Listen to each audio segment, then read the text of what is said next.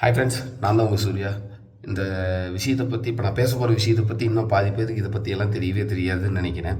ஏன்னா எந்த மீடியாலேயும் எந்த டிவிலையுமே இதை பற்றியெல்லாம் யாரும் பேச கிடையாது. என்னென்னா, நம்ம கடந்த ஒரு 10 நாட்களுக்கு மேலேயாகவே சென்னையில் ராயபுரம் திருவிகே நகரில் தூய்மை தொழிலாளர்கள் போராட்டம் பண்ணிகிட்ருக்காங்க. கடும் மழை வெயில் அனைத்துலேயும் போராட்டம் பண்ணிகிட்ருக்குறாங்க. இது எதுக்காக இந்த போராட்டம் என்றால், ஜோன் 6 ப்ரைவேட் செக்டாருக்கு கவர்மெண்ட் கொடுத்துட்டாங்க. இப்போ அந்த ஜோன் 5 ஜோன் 6 இருக்கிற தூய்மை தொழிலாளர்கள் கடுமையாக ஒரு 10-11 நாட்களில் 12 நாட்களாக இன்னும் போராட்டம் பண்ணிகிட்ருக்குறாங்க. இதுக்கான எந்த நடவடிக்கையும் இல்லை. மேயர் பார்க்குறாங்க, பார்த்து அவங்கெல்லாம் பேசுகிறாங்க. பட் பேசினாலும் அவங்களுக்கான அந்த நிரந்தர தீர்வு அவங்களுக்கு கிடைக்க மாட்டேங்குது. ஆக்சுவலாக என்னென்னா, 2021 அந்த எலெக்ஷன் டைமில் நம்ம சிஎம் ஸ்டாலின் அவர்கள் என்ன ஒரு கோரிக்கை வச்சுருந்தாருன்னா, கோரிக்கை மீன்ஸ் நான் வந்தால் என்ன பண்ணுவேன்னு சொல்லியிருந்தாருன்னா, நான் ஆட்சிக்கு வந்தால் அனைத்து ஃப்ரண்ட் லைன் ஒர்க்கர்ஸும் நிரந்தர பணியாளர்களாக மாற்றுவேன் என்று சொல்லியிருந்தார். ஆனால் ஆட்சிக்கு 5 வருஷம் ஆச்சு. இன்னும் 8 மாதத்தில் அடுத்த சட்டமன்ற தேர்தல் வரப்போகுது. ஆனால் இன்னும் அவங்க நிரந்தர பணியாளர்களை இன்னும் மாற்றவே இல்லை. இதில் மறுபடியும் ஜோன் 5 ஜோன் 6 நீங்கள் ப்ரைவேட் செக்டாருக்கு விடுறீங்க.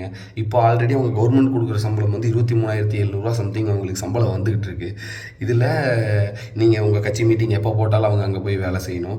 உங்கள் கட்சியில் இருக்க பெரிய பிரமுகர்களோட பிறந்தநாள் ஃபங்க்ஷன் ஆகட்டும், அவங்களோட எந்த இதாக இருந்தாலும் அவங்க அங்கே போய் வேலை செய்யணும். அவங்கள நீங்கள் கீழ்த்தனமாக தான் நடத்துவீங்க. அப்படின்ற பட்சத்தில் இதெல்லாம் இந்த மக்கள்கள் பார்த்துக்கிட்டே தான் இருக்காங்க. இந்த மாதிரி விஷயங்கள் எல்லாருமே மக்கள் பார்த்துட்டே இருக்காங்க. கடந்த 10 நாட்களாக அரசு இதை பற்றி எந்த நடவடிக்கையும் அவர்களே கண்டுக்காமையே இருக்கிறாங்க. இன்னமும் அவங்களுக்கு இந்த ப்ரைவேட் செக்டார் மூலிமா என்ன பிரச்சனைனா, இந்த 23,000ங்கிறத இவங்க இப்போ வாங்கிட்டு இருக்கிறது, அங்கே போகிறப்ப அது 16,000 தரப்படுதுன்னு அவங்க சொல்கிறாங்க.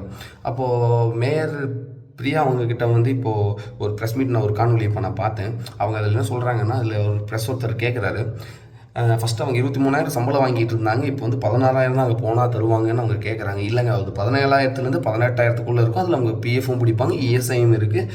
அதே போக அவங்க தொழிலாளர்கள் அங்கே வேலை செஞ்சுட்டு இருக்கிறப்ப அவங்களுக்கு அடிபட்டாலும் அதுக்கான நிதியும் நம்ம அரசு வழங்குவதற்கு நம்ம முதல்வர் இது பண்ணியிருக்காரு. அப்படின்னா எப்படி எனக்கு ஒன்றும் புரியல. ஒரு 23,000 24,000 சம்பளம் வாங்குற ஒருத்தங்க திடீர்னு 16,000லேருந்து 18,000 சம்பளத்தில் அவங்க குடும்பத்தை எப்படி ரன் பண்ண முடியும்னு என்னால் புரியல.